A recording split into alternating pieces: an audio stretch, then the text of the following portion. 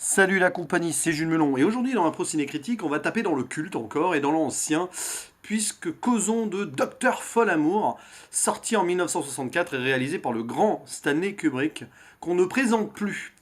Un film sur le contexte de la guerre froide. Alors à l'époque, la guerre froide entre les États-Unis et l'URSS était un petit peu réchauffée. On parlait d'une sorte de guerre tiédie, mais quand même, il y avait toujours ce spectre et cette course à l'armement nucléaire aussi qui faisait frissonner tout le monde. Et c'est un peu là-dessus que le film se base, puisque c'est l'histoire d'un général de l'armée américaine qui décide un jour, en mode parano, complètement paranoïaque, qui devient fou le gars, qui décide d'aller frapper l'URSS avec des B-52. Pourquoi? Parce qu'il pense que les soviétiques ont contaminé un peu, notamment l'eau, avec des éléments radioactifs. Voilà, du coup, mode parano, il décide de faire ça sans vraiment, on va dire, demander l'avis à d'autres personnes, ce qui rend la situation très tendue, et le président des États-Unis décide du coup de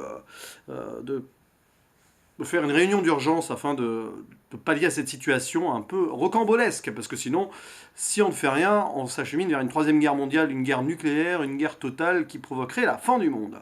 Alors ce film, c'est du Kubrick, c'est une comédie, clairement une satire, très très acerbe contre l'armée, contre cette course à l'armement nucléaire, contre aussi l'armée américaine quand même, ce qui expliquera d'ailleurs entre autres les raisons l'une des raisons pour laquelle John Wayne refuse de participer à ce film.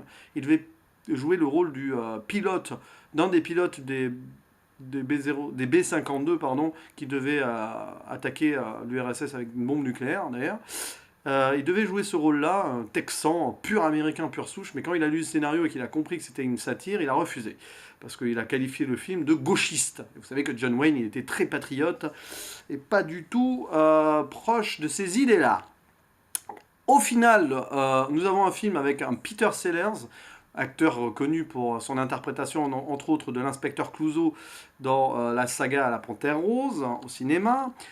Peter Sellers qui joue trois rôles. Le président, donc, bon, jusque-là tout va bien.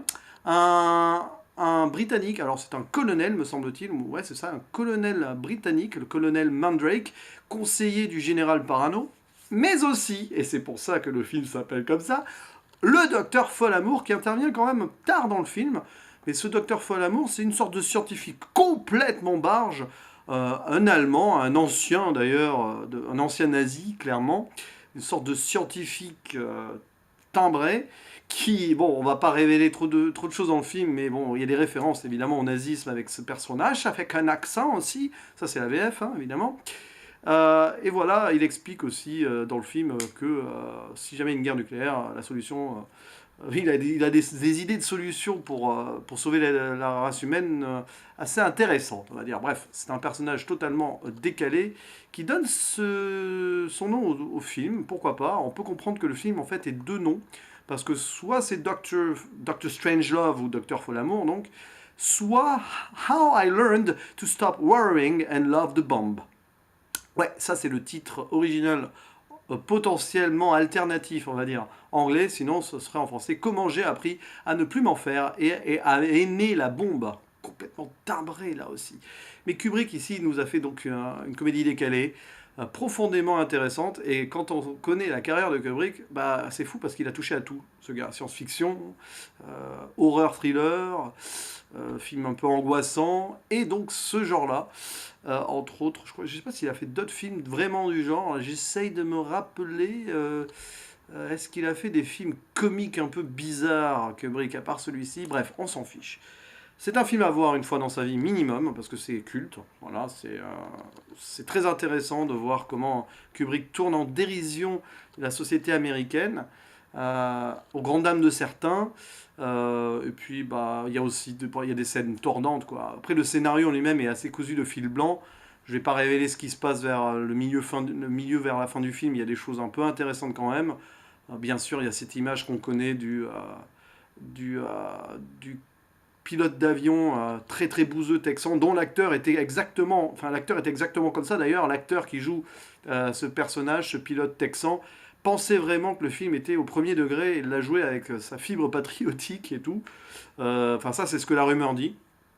Vu la scène où on le voit faire du rodéo sur une ogive nucléaire, on peut quand même se demander s'il n'a pas appris en cours de route que le film était une sorte de parodie ou de satire sociale. Mais ça, on ne le saura jamais vraiment. Bref, Docteur Folamour, du film en noir et blanc bien sympa d'époque, du grand Kubrick.